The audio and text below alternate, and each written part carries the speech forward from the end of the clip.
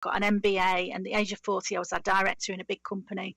And I really thought, I'm winning at life. I've cracked this, this is what it's all about. I've got a big job. I've got a nice car. I've got lots of money. And I thought that's what it's all about. And so, again, the cancer diagnosis made me ask myself, well, is that really what you want to do? I thought I'd wanted it for years, and I'd worked so hard to get that.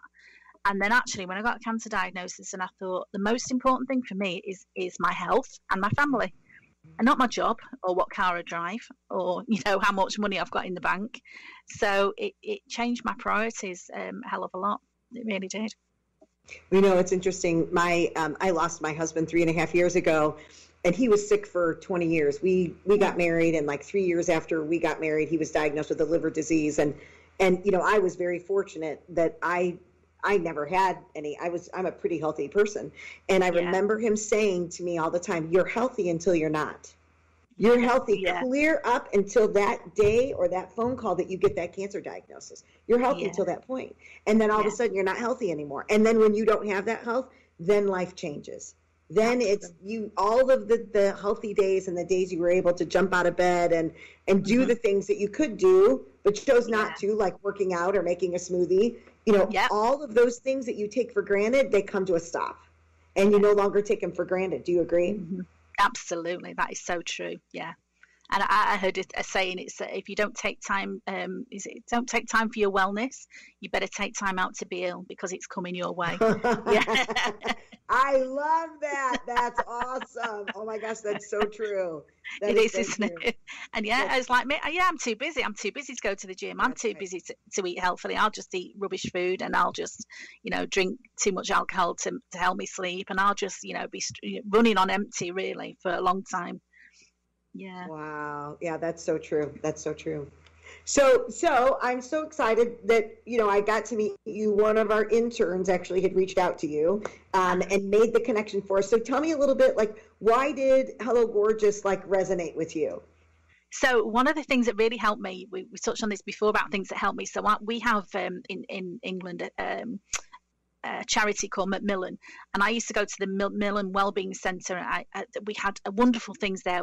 We had holistic therapies, we had a choir, and one of the ladies there was approached by a charity. It was a very small charity that was called Caroline's Campaign, and basically it's a lady called Caroline who had cancer herself. And she was a columnist for a magazine, and people were writing to her saying, I've had cancer treatment, I've lost my hair, I don't know who I am when I look in the mirror anymore, and I just feel terrible. This is the worst thing about this the diagnosis is I just look like an alien when I look in the mirror. I've lost my hair, I've lost my confidence. And so basically, Caroline's Campaign did makeover days. And so one of the best things, and it was 4 weeks after my mastectomy.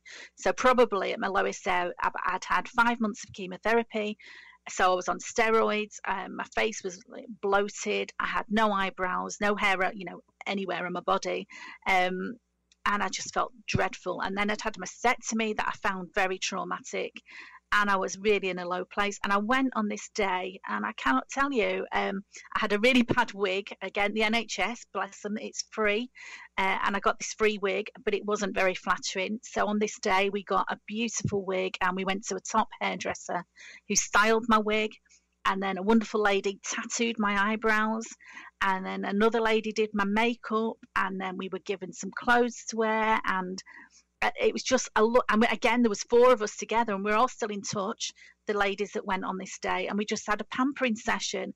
And I walked out of that place feeling $1 million, and I thought, I can't believe the change in just a few hours. I walked in really a shell of the person that I used to be, and I walked out feeling great. And I loved my wig. It was so exciting. I came home and said to Paul, we need to go out. You need to buy me a cocktail now. Because this girl needs to go out looking like this. That's right. Yeah, it was just amazing. It was one of the best days ever. And I still get emotional when I talk about it now. It was just fabulous. And so the work that Hello Gorgeous does, obviously when I read about it, I thought, this is, if you've not been through that, you maybe not appreciate how important it really is. And that's what we didn't realize when we started this. It'll be 15 years next month that we got Gorgeous. And I don't think that we realized the long-lasting effect, nor did we realize the ripple effect. And to me, the ripple effect is what's more important, because just like with you, Gabby, when you felt good, you went home and you told your husband, we're going out for a cocktail. When was the last time that you told him that? He probably was elated that you felt good enough that you wanted to go out with him. You know what I mean? Absolutely, he was. And then you're better at your job. Your kids are seeing you smile, and so that ripple effect just kind of goes out. And I don't think that that's what we realized. The effect of the work that we do, like that it would be like that. We didn't realize it. We just didn't realize it. No, and it's a wonderful thing.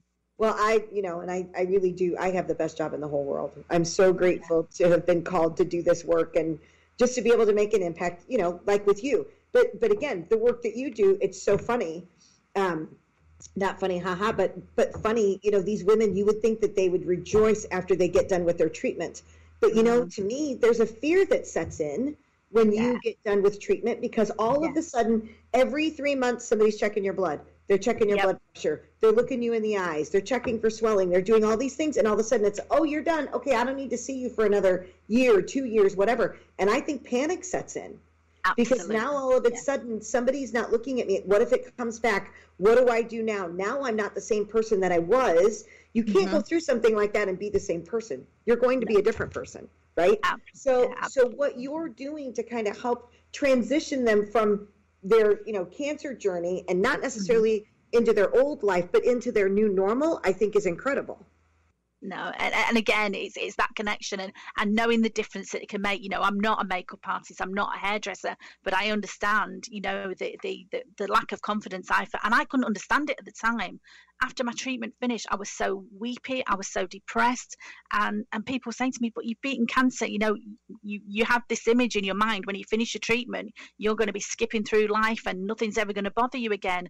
And actually it's tough, it's really tough, because all those support things around you, the doctors, the hospital appointments, they all fall away, and you're sort of left there with, well, I'm not the person that I was before. Okay, I've had my treatment, but I'm not what I was before. And where do I go now? And now I've got a different outlook on life. How do I cope with that? Because people still expect me to go to work, to my job that I don't like, and people still expect me to do the things that I did before that I don't enjoy anymore. So absolutely, that's the reason why I do the work that I do, is to sort of hold somebody's hand through that and say, come on, you're not a weak person. There's nothing wrong with you. This is completely understandable. You just need a little bit of support to get to where you're going.